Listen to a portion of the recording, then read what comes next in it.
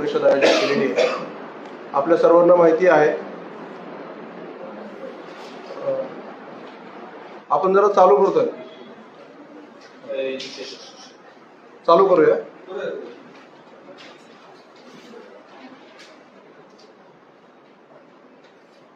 तर सर्वप्रथम मी आपल्या सर्वांना ओळख करून देतो।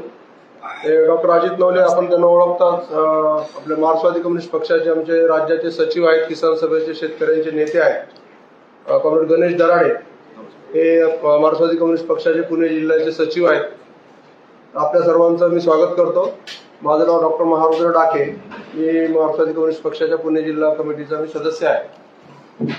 आजची पत्रकार परिषद ही आपली जनसुरक्षा कायदा जो आता पारित झालेला आहे विधिमंडळामध्ये, आणि आपल्या सर्वांना कल्पना आहे की अत्यंत लोकशाही विरोधी, घटना विरोधी अशा प्रकारचा, हुकुमशाही लागणारा अशा प्रकारचा हा कायदा महाराष्ट्राच्या विधानसभेमध्ये पारित झालेला आहे। या कायद्यामुळं वेगवेगळ्या प्रकारचे जे जनतेचे लढे आहेत, सर्व प्रकारची जी अभिव्यक्ती आहे, याला पूर्ण धोका निर्माण होणार आहे आणि सर्व प्रकारचे हुकुमशाही राजवट प्रस्थापित करण्याचा राष्ट्रीय स्वयंसेवक संघ, भारतीय जनता पक्षाचा हा सर्व डाव आहे। आणि म्हणून याबद्दल राज्यावर आम्ही जनजागृतीची मोहीम पक्षाच्या वतीनं घेण्यात येत आहे। ऑलरेडी पक्षाने याला सुरुवातीपासूनच विधेयकाच्या रूपात ज्यावेळेला हे सर्व आपल्या समोर आलेलं होतं, त्यावेळेस पासून पक्षाने याला विरोध केलेला आहे, याच्या विरोधात आंदोलन केलेलं आहे। आणि विधानसभेत सुद्धा आपल्या सर्वांना माहिती आहे, मार्क्सवादी कम्युनिस्ट पक्षाचे जे आमदार आहेत विनोद निकोले, त्यांनी याला सर्वपरीने विरोध केलेला आहे। तर आजची ही पत्रकार परिषद या जनसुरक्षा कायद्याचं एकंदरीत स्वरूप आणि पक्षाची पुढची रणनीती, भूमिका ही विशद करण्यासाठी आयोजित केलेली आहे।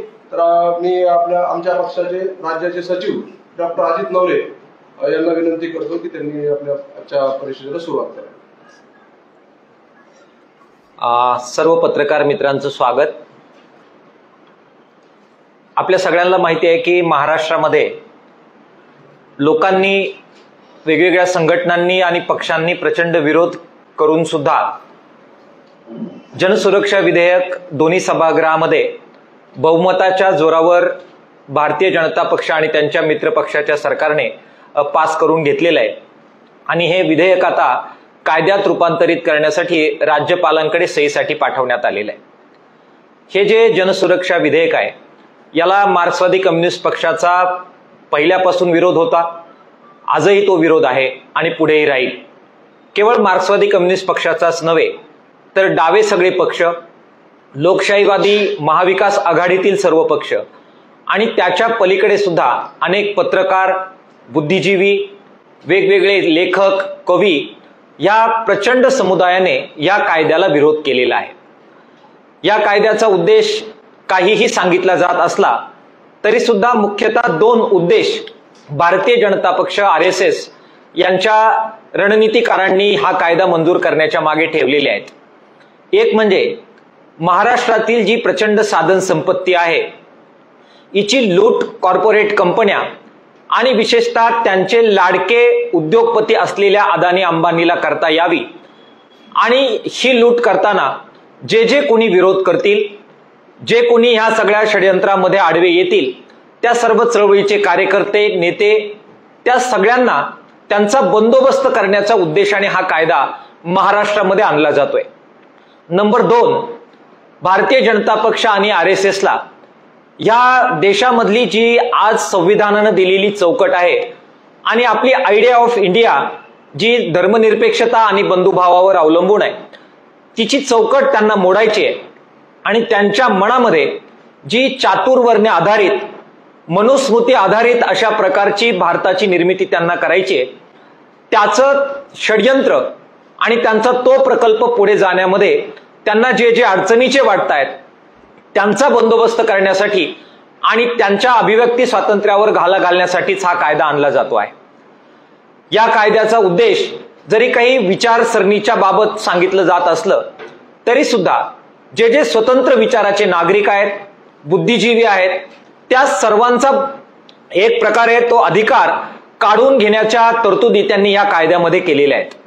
आपल्या सगळ्यांना माहित आहे की या कायद्याच्या खोलात जाऊन ज्यावेळेस आपण पाहतो त्यावेळेस आपल्या असं लक्षात येतं की या कायद्यामध्ये बेकायदेशीर कृती करणाऱ्या कोणत्याही व्यक्ती किंवा संघटना यांना गुन्हेगार म्हणून जाहीर करण्याची तरतूद या कायद्यामध्ये करण्यात आलेली आहे.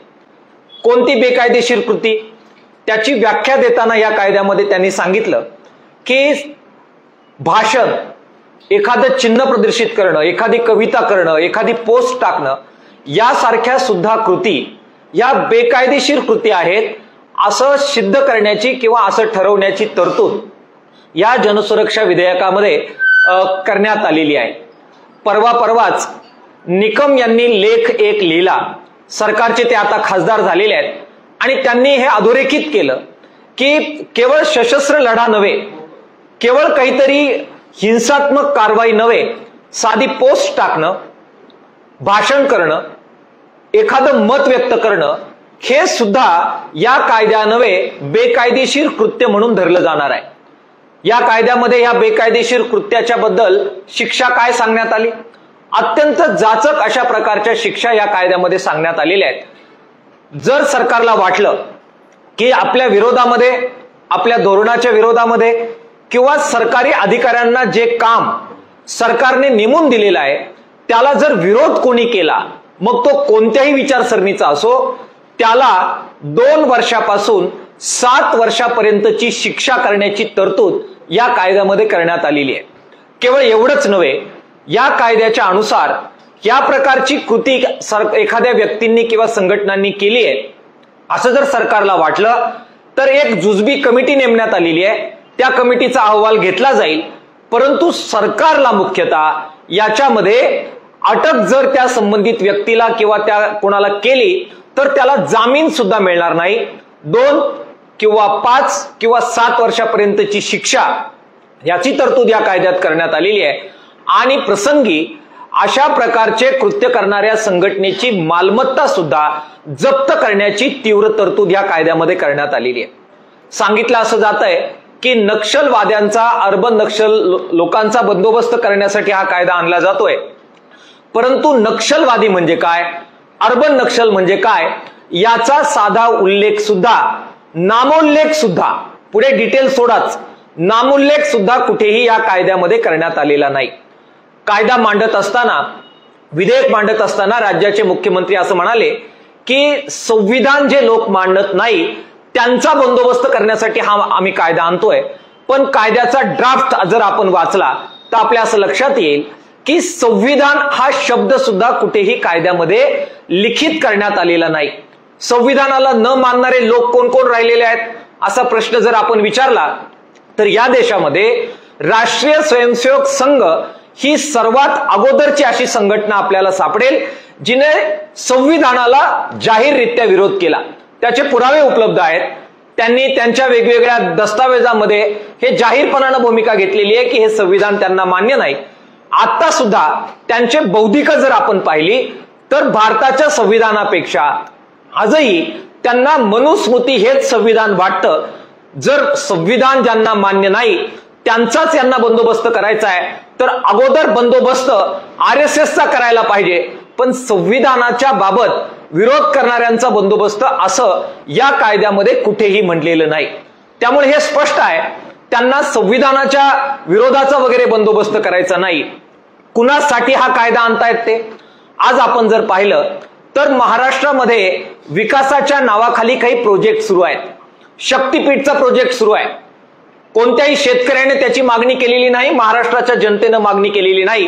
अदानी, अंबानी आणि कॉर्पोरेट घराण्यांची मागणी आहे की अशा प्रकारचा शक्तीपीठ महामार्ग झाला पाहिजे आणि त्याच्यासाठी शेकडो हजारो शेतकऱ्यांच्या जमिनी अत्यंत दडपशाही करून एक प्रकारे त्यांचा अधिग्रहित त्या जमिनी करण्याचं कारस्थान महाराष्ट्रामध्ये शिस्त आहे. वाढवण बंदर आहे. आदिवासींची गावच्या गावं तिथे उद्ध्वस्त केली जात आहेत आणि मोठ्या प्रमाणात अत्याचार करून या वाढवण बंदरासाठी जमिनीचं अलॉटमेंट हे करण्याचे प्रयत्न महाराष्ट्रामध्ये सुरू आहेत. त्याचबरोबर धारावी सारखा प्रोजेक्ट आहे ज्याच्यावर अदानीची मोठी नजर आहे आणि तो त्या ठिकाणच्या झोपडपट्टीत राहणारे दलित आहेत, गरीब आहेत, आदिवासी आहेत, त्या सगळ्यांना देशोधडीला लावून त्या कोट्यावधी रुपयाच्या जमिनी या कॉर्पोरेट कंपन्यांच्या घशात घासण्याचं कारस्थान हे महाराष्ट्रात शिजतंय। त्याचबरोबर आपल्या सगळ्यांना माहित आहे की महाराष्ट्रामध्ये गडचिरोलीमध्ये मोठ्या प्रमाणामध्ये खनिजांवर डोळा ठेवून त्या ठिकाणच्या सबंधपणाने आदिवासींना तिथल्या गावांना उद्ध्वस्त करत लाखो झाडांची कत्तल करत त्या ठिकाणी डाका टाकण्याचं काम, खनिजांवर डाका टाकण्याचं काम कॉर्पोरेट कंपन्यांच्या हितासाठी सरकारच्या वतीनं सुरू आहे। या सगळ्या ठिकाणी शेतकरी विरोध करतायत, आदिवासी विरोध करतायत, दलित समुदाय विरोध करतोय। आमच्यासारख्या असंख्य संघटना, किसान सभा असेल, शेतमजूर युनियन असेल, हे सगळे लोक विरोध करतायत। हा विरोध मोडून काढायचा, त्यांचा बंदोबस्त करायचा, नाव नक्षलवाद्यांचं, परंतु ह्या कॉर्पोरेट लुटीच्या आड जे जे येतील त्या सगळ्यांना संपवायचं आणि ही लूट सोपी करायची। याच्यासाठी हे सबंध कारस्थान देवेंद्र फडणवीस जे महाराष्ट्राचे मुख्यमंत्री आहे, RSS जो या सरकारचा एक प्रकारे ब्रेन आहे, त्यांच्या माध्यमातून आखलं जात आहे। अभिव्यक्ती स्वातंत्र्यावर घाला, लढणाऱ्या व्यक्तींवर घाला आणि कॉर्पोरेट कंपन्यांची लूट सोपी करणं हा या कायदा आणण्यामागे मुख्य उद्देश आहे। त्याचबरोबर आज महाराष्ट्रामध्ये आपण पाहिलं तर लक्षात येतं की ही सगळी लूट सोपी व्हावी आणि सत्तेवर काही मुठभर लोकांची पकड शाबूत बनावी, याच्यासाठी मोठ्या प्रमाणामध्ये जातीय सलोखा, जातीय विण ही नष्ट करण्याचं पाप भारतीय जनता पक्ष RSS करत आहे। संविधानाला मोठा धोका निर्माण करण्याचं काम हे भारतीय जनता पक्षाच्या वतीनं सुरू आहे। आता परवा आपण जर उदाहरण पाहिलं तर जे दलित समुदाय आहेत, ज्यांना कधीही RSS आणि BJPला त्यांचे हक्क देण्याची कधीही इच्छा नव्हती, वैदिक काळापासून आपण पाहिलं तर त्यांनी बोलू नये, विचार करू नये, बहुजन समाजाने बोलू नये, विचार करू नये, ते सांगतील ती पूर्व दिशा, अशा प्रकारे ते हलवतील, ती सांगतील त्या पद्धतीची इथली व्यवस्था, अशा प्रकारची एक राजकीय महत्वाकांक्षा या सगळ्या लोकांमध्ये, विशेषतः मूलभूत लोकांमध्ये हे वैदिक काळापासून आहे। जनसुरक्षा कायदा पुन्हा एकदा अशीच द्वेषाधारित, मनुवादी, धर्मांध अशा प्रकारचा जो अजेंडा RSS BJPचा आहे तो पुढे नेण्यासाठी आणला जातोय। मार्क्सवादी कम्युनिस्ट पक्ष, डाव्या संघटना आणि सर्वच लोकशाही पक्ष या कायद्याचा आणि ह्या अजेंड्याचा विरोध करतोय। आज आम्ही या ठिकाणी हे जाहीर करतोय की या सगळ्याचा विचार करून मार्क्सवादी कम्युनिस्ट पक्षाच्या राज्य सचिव मंडळाने निर्णय केलाय की आम्ही सबंध महाराष्ट्रभर याच्या विरोधात जबरदस्त अशा प्रकारची जनजागृतीची मोहीम आम्ही सुरू करतोय। 1,00,000 सह्या जनतेमध्ये जात गोळा करण्याची प्रक्रिया महाराष्ट्रभर आम्ही सुरू केलेली आहे। पुणे जिल्ह्यामध्ये आज आमची परत एकदा काही कार्यकर्त्यांबरोबर बैठका आज आम्ही घेणार। सबंध महाराष्ट्रभर हा सिलसिला चालेल आणि 1,00,000 सह्यांचं निवेदन हे महाराष्ट्राच्या पातळीवर आम्ही तयार करतोय। नुकतीच आमचे आमदार विनोद निकोले आणि डाव्या पक्षांच्या नेत्यांनी राज्यपालांची भेट घेतली। राज्यपालांनी ह्या घटनेविरोधी आणि संविधान विरोधी जो कायदा आहे, लोकशाही विरोधी कायदा आहे, त्याच्यावर सही करू नये अशा प्रकारचं आव्हान आणि विनंती आम्ही राज्यपालांना केलेली आहे। आणि तातडीने या सगळ्या जनमोहिमेच्या बरोबर, जनजागृतीच्या मोहिमेच्या बरोबर सगळ्या जिल्ह्यांमध्ये या कायद्याच्या विरोधामध्ये जबरदस्त आंदोलनाची हाक, मोर्चे, निदर्शनं, ज्या ज्या प्रकारचे आंदोलनाचे अधिकार लोकशाहीने आम्हाला दिलेले आहेत ते सगळे वापरत या कायद्याला विरोध करण्याची भूमिका आंदोलनाच्या माध्यमातून आम्ही घेतोय। जे लोकशाहीवादी पक्ष आहेत, काँग्रेस आहेत, उद्धव ठाकरे यांची शिवसेना आहे, त्याचबरोबर आपल्या वेगवेगळ्या राष्ट्रवादी काँग्रेस, शरद पवार गट आहेत, याच्या व्यतिरिक्त वेगवेगळ्या NGOज आहेत, बुद्धिजीवींच्या वेगवेगळ्या संघटना आहेत, सगळ्यांना आम्ही आव्हान करतोय की यांनी जोरदारपणाने ह्या मोहिमेमध्ये उतरलं पाहिजे। विशेषतः महाविकास आघाडीचे प्रमुख पक्ष, लोकशाहीवादी पक्ष, ते काही प्रमाणामध्ये जर त्याचे दुर्लक्ष जर त्यांनी केलं तर त्याची मोठी किंमत या सगळ्याला भोगावी लागेल। त्यामुळे त्यांना आम्ही आव्हान करतोय की या जनजागृती मोहिमेमध्ये आणि आंदोलनामध्ये त्या सर्वांनी सहभागी होत एक जबरदस्त प्रतिकार महाराष्ट्राच्या पातळीवर त्यांनी उभा करावा, अशा प्रकारचं आव्हान या पत्रकार परिषदेच्या माध्यमातून आम्ही त्यांना करतोय। पत्रकार मित्रांना सुद्धा मला आव्हान करायचंय की हे संकट तुमच्यावर सुद्धा आहे, तुम्ही एखादं व्यक्त केलं, एखादा अग्रलेख लिहिला, एखाद्या बातमीवर साधा कोट तुम्ही तुमचा दिला आणि तुमचं मत दिलं, तर तुम्ही सुद्धा या कायद्याच्या कचाट्यात आल्याशिवाय राहणार नाही. त्यामुळे आपल्या सगळ्यांच्या लोकशाही रक्षणाचा हा मुद्दा आहे. रिपब्लिकन चळवळीतील जे आमचे सगळे वेगवेगळे मित्र आहेत, विशेषतः दलित समुदायाचे बुद्धिजीवी आणि वेगवेगळ्या संघटना आहेत, त्यांना सुद्धा मला आव्हान करायचं आहे. वैदिक काळापासून आपण जर पाहिलं तर विचार करू नका, अभ्यास करू नका, शिक्षण घेऊ नका, हा काही लोकांचा, मनुवादी लोकांचा जो अजेंडा आहे त्याचे पहिले सफरर जर कोणी जर असतील तर ते नेहमीच ही रिपब्लिकन जनता, दलित समुदाय राहिलेला आहे. त्यामुळे आज हा संविधानावर जो हल्ला आपल्या लोकांकडून, मुठभर लोकांकडून जो होतोय, त्याचा मोठा शिकार हा शेतकऱ्यांच्या बरोबरच या आंबेडकरी विचाराचे कार्यकर्ते, बुद्धिजीवी आणि दलित जनता सुद्धा होणार आहे. आदिवासी समुदायाला मला विनंती करायची आहे, त्यांच्या बुद्धिजीवींना विनंती करायची आहे की मुख्य प्रवाहात येण्यासाठी त्यांचे जे लढे चाललेत ते दडपून टाकण्यासाठी या सगळ्या विधेयकाचा उपयोग होणार आहे. त्यामुळे दलित समुदाय आणि आदिवासी समुदाय त्यांनी सुद्धा मोठ्या प्रमाणात या लढ्यामध्ये उतरलं पाहिजे. किसान सभा आणि शेतकरी चळवळ पूर्ण ताकदीनं या लढ्यामध्ये उतरेल आणि नक्कीच हा कायदा मागे घेण्याच्या बद्दलची प्रक्रिया आम्ही पुढे नेऊ. आम्हाला अनुभव आहे की जनता ज्यावेळी रस्त्यात उतरते त्यावेळी भल्या भल्या शक्तींना पाठ गुडघे टेकवावे लागतात. असेच 3 काळे कायदे दिल्लीमध्ये भारतीय जनता पक्षाच्या नेतृत्वाखाली शेतकऱ्यांच्या बाबत आणले, परंतु 1 वर्षभर लढा चालला. संयुक्त किसान मोर्चाच्या लढ्यामध्ये 500 पेक्षा जास्त संघटना एकत्र आल्या आणि तुमच्या सर्वांच्या साथीने शेवटी तो लढा शेतकरी, शेतमजूर आणि तुम्ही आम्ही सगळ्यांनी जिंकला. मला खात्री आहे की महाराष्ट्रात त्याची पुनरावृत्ती होईल. हा छत्रपती शिवाजी महाराजांचा महाराष्ट्र आहे, हा फुले शाहू आंबेडकरांचा महाराष्ट्र आहे, संतांची परंपरा सांगणारा हा महाराष्ट्र आहे. त्यामुळे मला खात्री आहे की एक अभूतपूर्व लढा लोकशाही वाचवण्याचा या महाराष्ट्रामध्ये होईल आणि लोकशाही विरोधी ताकदी, संविधान विरोधी ताकदी, हुकुमशाहीचा पुरस्कार करणाऱ्या ज्या ताकदी आहेत त्यांचा पाडाव केला जाईल. लोकशाहीचा विजय होईल, संविधान प्रेमी नागरिकांचा विजय होईल, छत्रपती शिवाजी महाराजांच्या महाराष्ट्राच्या पुरोगामी जनतेचा विजय होईल, याबद्दल मला शंका नाही. आमचा हा संदेश आपण महाराष्ट्रभर पोहोचवण्यासाठी सर्व पत्रकारांनी मदत करावी अशा प्रकारची विनंती आपल्या सगळ्यांना करतो. आपण आले, आपल्या सर्वांचं धन्यवाद व्यक्त करतो. तुम्ही काही प्रश्न असतील? पत्रकार बंधू भगिनींना विनंती आहे की काही त्यांचे प्रश्न असतील तर त्यांनी जरूर विचारावे.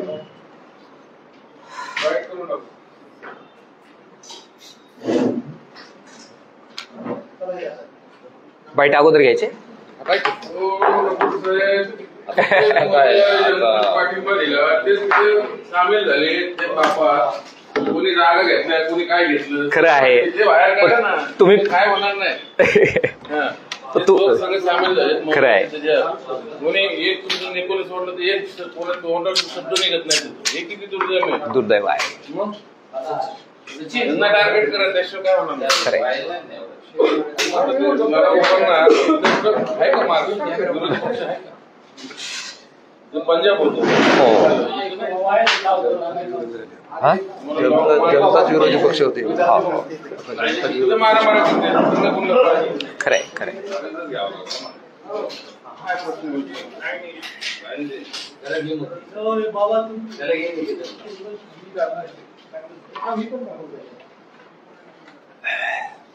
जोडलं कसं? कोण आहे?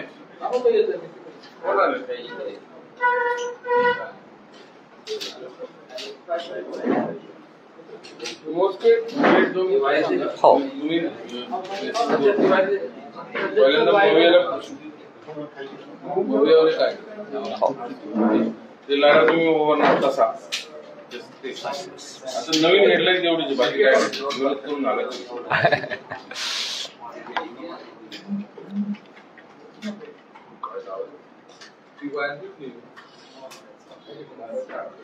मूवी आणिच भूमिका स्पष्ट केली पाहिजे, असं अटॅक करायचा.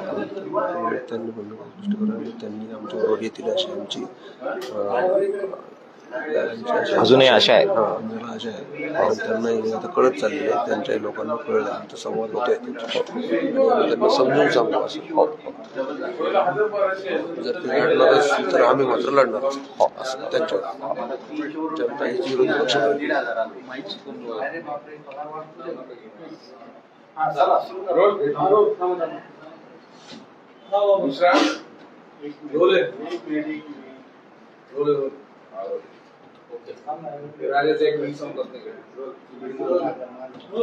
डॉक्टर साहेब, हे जे बिल बनवलं, फडणवीस दावा करतात की त्याच्यात तुमचेच मवयाचे संयुक्त समितीत सगळे सहकारी होते, त्यांनी पाठिंबा दिला. मग तुमचे एकटे आमदाराची काय अडचणी नाही कुलेंची, आणि तुम्ही सगळे रस्त्यावर लढाऊ मारायचं म्हणतात, कसं होणार? जनसुरक्षा विधेयक जे आहे ते काही केवळ एखाद्या पक्ष किंवा विचारसरणीच्या विरोधात नाही.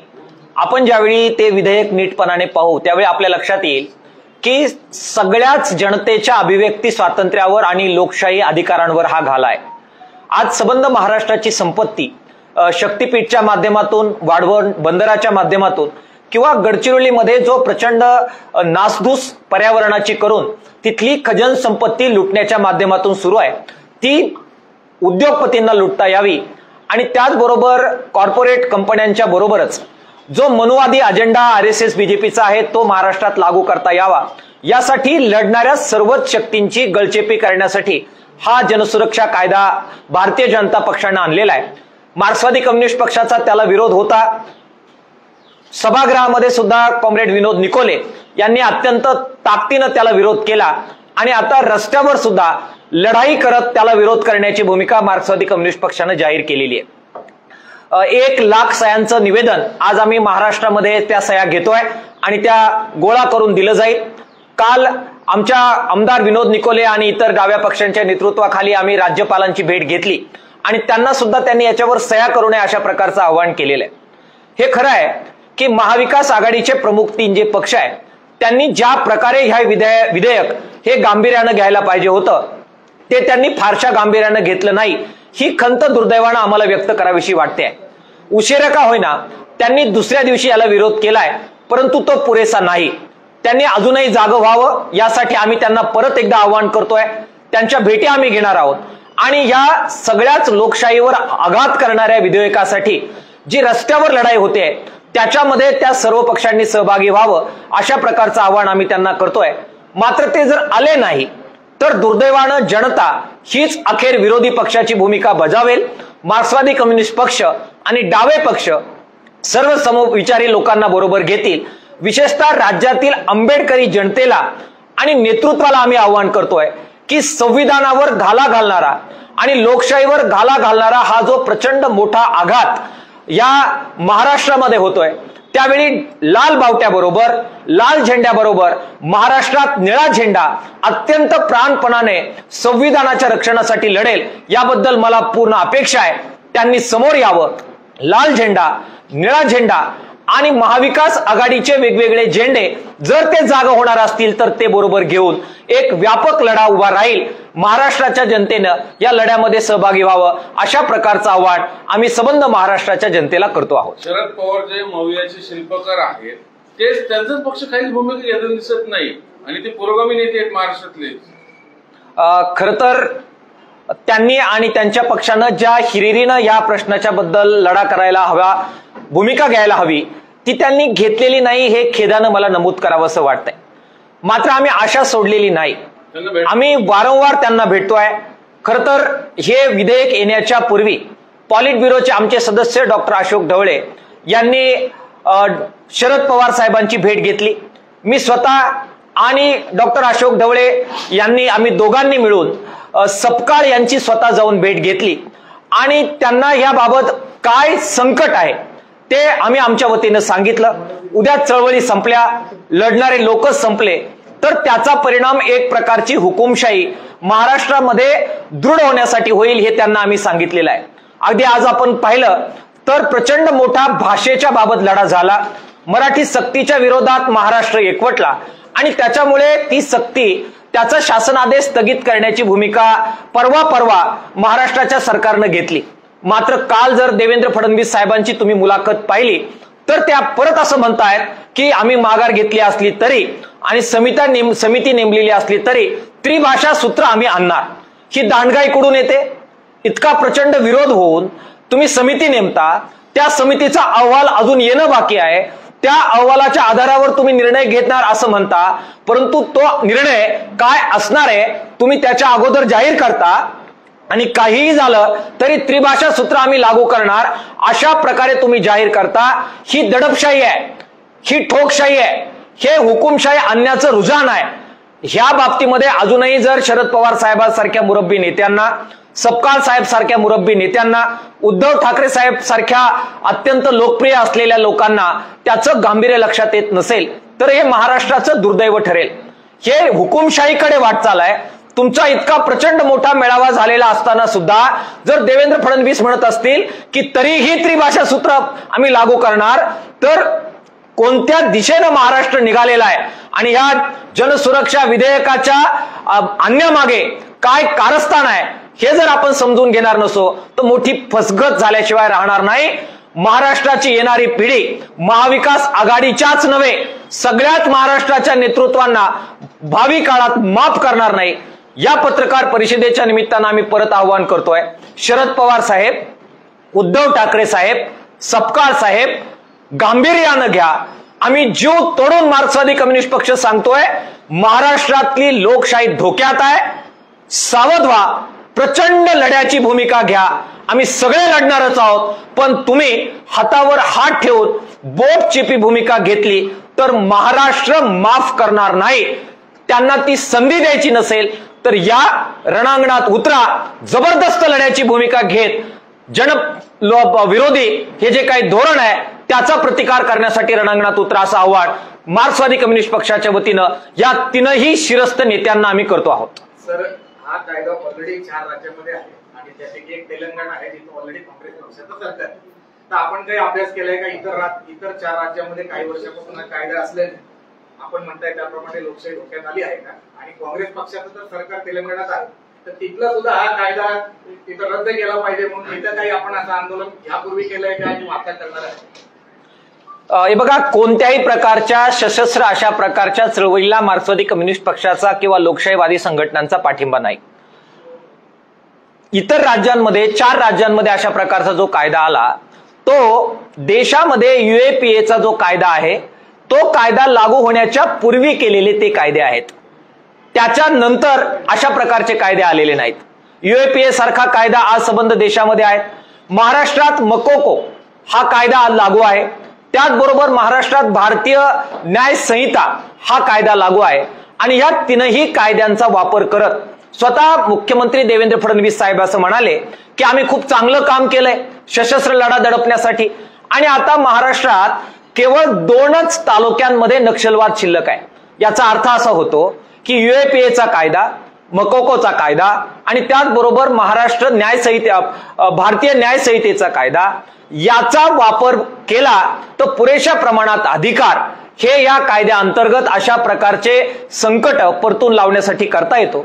त्यामुळे इतर राज्यातले कायदे 2023च्या अगोदरचे आहेत. ते UAPA हा कायदा लागू होण्याच्या अगोदर आहे. त्यानंतर UAPAचा कायदा आल्यानंतर अशा कोणत्याही प्रकारच्या कायद्याची त्यामुळे आवश्यकता राहिलेली नाही. हा कायदा नक्षलवाद किंवा शहरी नक्षलवादाच्या बंदोबस्तासाठी नाहीच आहे. आपण हा कायदा पाहिला की आपलं असं लक्षात येतं की यांना बंदोबस्त रस्त्यावर उतरणाऱ्या, गरिबांसाठी लढणाऱ्या, दलित आणि आदिवासींसाठी लढणाऱ्या, संविधानाचं रक्षण करणाऱ्या लोकांचा बंदोबस्त करण्यासाठी करायचा आहे. मी आपल्याला एकच उदाहरण देईल की नक्षलवादी हे कोणाला म्हणतायत?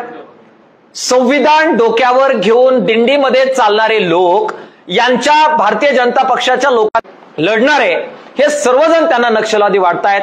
त्यामुळे नक्षलवादाचा बंदोबस्त करण्यासाठी नव्हे, संविधानाचं रक्षण करणाऱ्यासाठी आणि लोकशाहीचं रक्षण करणाऱ्यासाठी जे लढतात त्या सगळ्यांच्या बंदोबस्तासाठी हा कायदा आहे. त्यामुळे त्यांचा युक्तिवाद हा काही फारसा बरोबर नाहीये.